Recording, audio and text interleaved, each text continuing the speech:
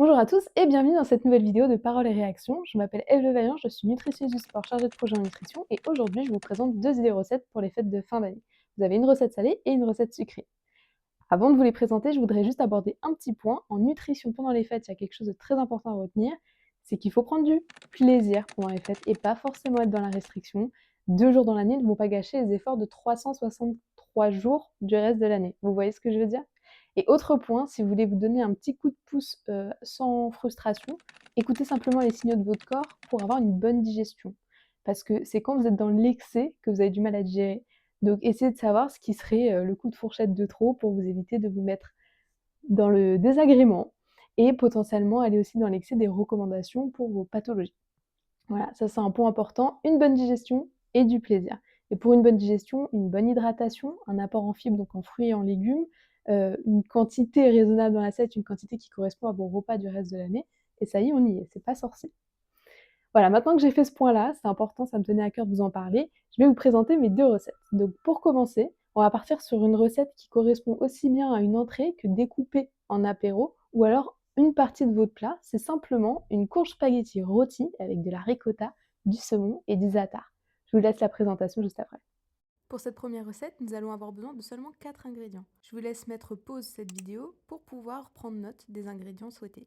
La première étape de la recette, ça va être de simplement couper une courge au choix en deux et la faire rôtir pendant 30 minutes. Puis, on va y ajouter notre ricotta soigneusement et généreusement dans la partie creuse.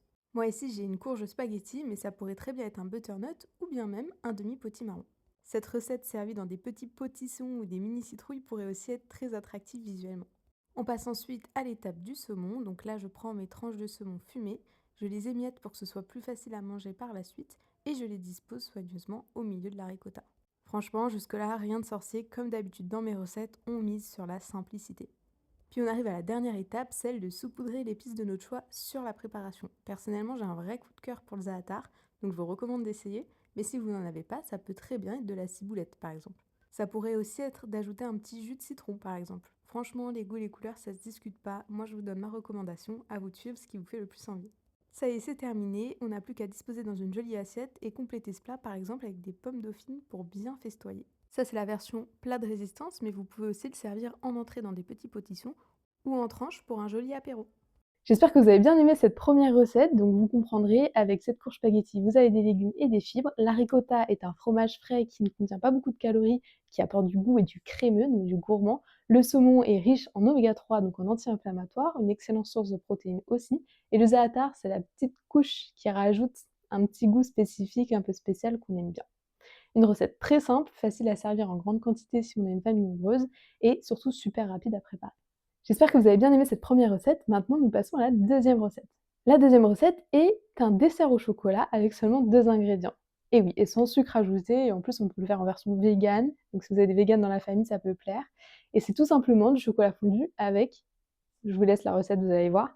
Avec des kakis. Voilà, donc une tablette de chocolat pâtissier pour 2 ou 3 kakis en fonction de la taille de ces derniers. La recette, encore une fois, va être super rapide et facile à faire. On découpe du chocolat, on le met à réchauffer au micro-ondes pour qu'il fonde. Et pendant ce temps, on s'occupe de récupérer la chair du kaki. Moi, je vous recommande de faire comme sur les images et de prendre une cuillère à soupe pour extraire la chair plutôt que d'éplucher tout le kaki et de le découper en morceaux ensuite. Parce que de toute manière, on va tout mixer, donc on s'en fiche d'avoir des jolis cubes. Ensuite, on y ajoute le chocolat fondu et on n'a plus qu'à mixer. Là, je vous invite à mixer suffisamment longtemps pour obtenir une pâte bien lisse. C'est important pour la présentation par la suite. Plus qu'à verser dans vos plus beaux ramequins, à savoir, on va pouvoir démouler cette crème. Donc vous pouvez aussi prendre juste des ramequins qui sont pas spécialement beaux, mais qui donneraient une jolie forme à votre crème. Et comme vous pouvez le voir sur les images, c'est extrêmement facile à démouler. Ça, c'est grâce à la texture de la chair du kaki qui donne un aspect un peu gélatineux. Et c'est ainsi qu'on va se retrouver avec une crème de chocolat qui a un aspect de flan. J'avais testé la recette dans des verrines et ça m'avait fait des jolis dômes super hauts, donc très jolis.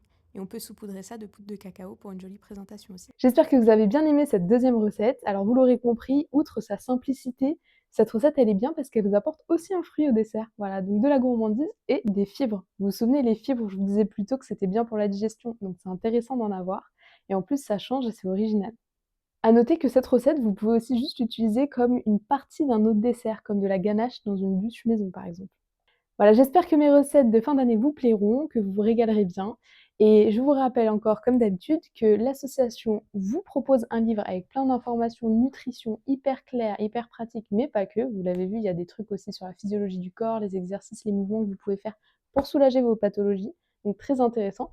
Et en plus de ça, l'association, elle vous propose des activités gratuites en groupe le reste de l'année, des cours de yoga, des sorties théâtre, etc. Donc n'hésitez pas à relire la newsletter pour voir ce qui se présente sur les temps à venir. Et puis nous, on se retrouve le mois prochain pour plus d'idées recettes.